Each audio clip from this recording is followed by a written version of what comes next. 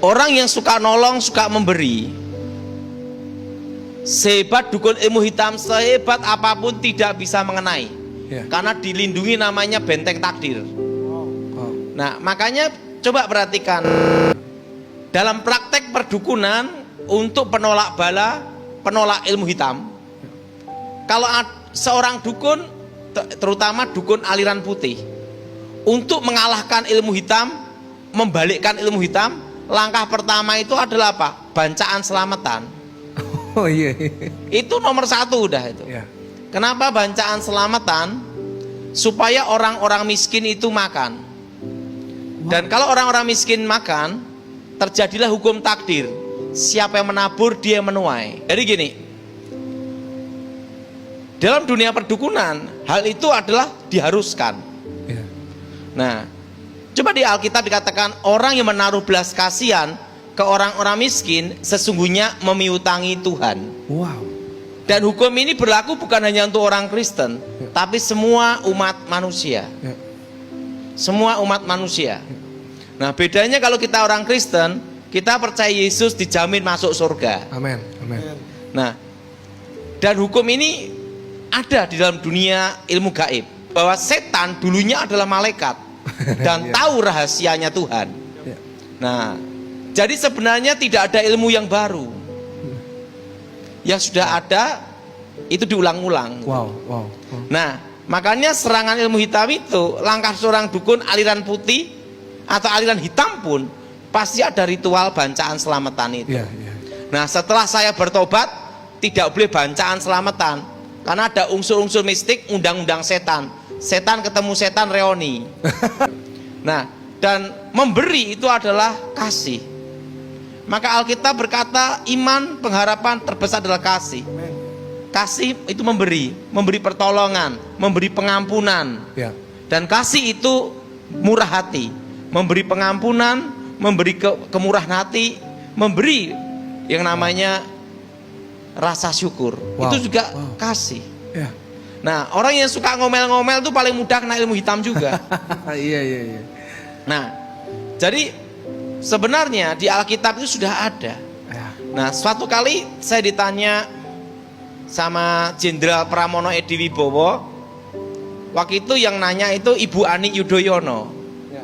Nah, Ibu Ani Yudhoyono ini adalah Muslim. Nah, Jenderal Edi Wibowo itu Muslim dan Muslim yang taat. Nah, dia tanya sama saya, Pak Daud, bagaimana supaya tidak kena ilmu hitam? Saya beritahu sama Jenderal Pramono Edi, yaitu suka menolong, suka memberi. Wow. Dan itu dilakukan sama Ibu Ani Yudhoyono dan dilakukan sama istri dari Pramono Edi Wibowo, yaitu memberi. Suka menolong, menaruh belas kasihan ke orang-orang yang susah, orang miskin. Karena itu adalah hukum takdir yang tidak bisa dilawan. Nah, jadi kalau misalnya ada yang ribut, seorang yang ngomong masalah doktrin tentang perpuluhan, itu Pak. Itu lebih baik bertobat aja. Kenapa? Lebih parah daripada setan kan? Sebelum saya bertobat dalam dunia perdukunan, itu ada namanya pengelarisan ya. Untuk tokonya rame gitu Pak. Pengelarisan, pesugihan. Itu kan ngambil rezeki dari anak cucu. Untuk supaya itu terjadi, laris tokonya, supaya pesugihan itu dituntut, ada penuntutannya. Satu, hasil pertama harus diberikan ke tempat ibadah dan ke orang-orang miskin. Wow. Itu ada namanya hasil pertama yang didapat dalam 1 tahun, bukan 1 bulan loh. Dalam tahun itu harus dipersembahkan dan diberikan ke orang-orang miskin dan tempat ibadah, semua tempat ibadah. Jadi dalam dunia setan pun pengikutnya pun diajari memberi. Wow. Gitu loh. Bahkan ada lagi yang kedua, setelah hasil pertama yang kedua, setiap bulan harus menolong anak yatim piatu. Dan harus banyak mendirikan tempat ibadah. Jadi Itu ada hukumnya semua. Iya. Makanya saya pada waktu orang ribut perpuluhan saya kaget. Iya. Kenapa? Dia kalah sama setan. Iya. Setan aja tahu. Dan Iya. itu hukum itu ada hukum kasih. Iya. Kasih itu memberi pengampunan, memberi pertolongan, Iya, Pak. memberi penghiburan. Iya. Nah, sehebat dukun apapun, kalau orangnya itu tidak ada kecewa dendam, tidak bisa kena. Wow. Makanya kan hati yang gembira adalah obat. Iya, Pak. Nah, jadi kita jangan ributkanlah masalah doktrin perpuluhan, doktrin memberi. Iya. Kalau tidak mau memberi ya sudah, tidak usah ribut gitu loh. Karena apa?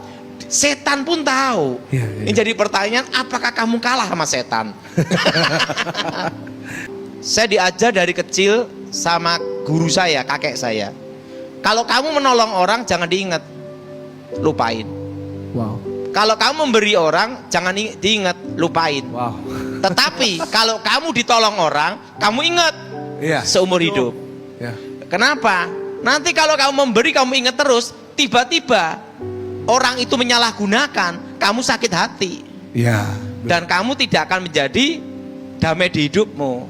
Makanya saya kalau ditanya memberi siapa, lupa udah. Dan saya tidak mau ngingat. Jadi kalau kita menolong orang, memberi orang, jangan diingat udah. Iya. Nanti kalau diingat terus, nanti namanya sakit hati yang tulus. Misalnya gini, Iya. kita mau nyumbang gereja, betul nggak? Iya. Kita mau nyumbang gereja, Ya. ya. Kita mau nyumbang gereja. Tiba-tiba dananya itu tidak jadi untuk gereja. Karena kita ingat, kita protes. Iya. Itu bukan jadi berkat, jadi masalah, jadi ribut. Ngerti. Makanya saya ini punya konsep, kalau saya memberi, saya lupain, tidak saya ingat. Tapi kalau orang nolong saya, seumur hidup saya ingat.